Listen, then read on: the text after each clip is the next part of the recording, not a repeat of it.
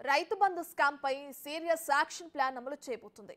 కేసీఆర్ హయాంలో వ్యవసాయేతర భూములకు రైతు బంధు అందించారు. 6 ఏళ్లలో 25,000 కోట్లకు పైగా వ్యవసాయేతర భూములకు రైతు బంధు సాయం ఇచ్చారు. అనర్హులకు ఇచ్చిన రైతు బంధు సొమ్మును సర్కారు వెనక్కి తీసుకునే యోచనలో ఉంది. రెవెన్యూ రికవరీ యాక్ట్ ప్రయోగించనుంది. ఇప్పటికే జిల్లాల వారీగా సమీక్షలు చేస్తున్న కలెక్టర్లు ఎక్కడెక్కడ ఎంతమంది అనర్హులకు అందిందన్న వివరాలు సేకరిస్తున్నారు.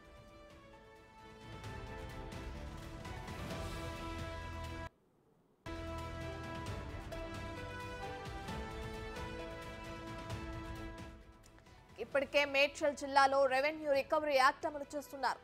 ఫ్లాట్లుగా మార్చిన భూమికి తీసుకున్న 16 లక్షల రూపాయల సాయాన్ని రికవరీ చేయాలని ఆదేశించారు.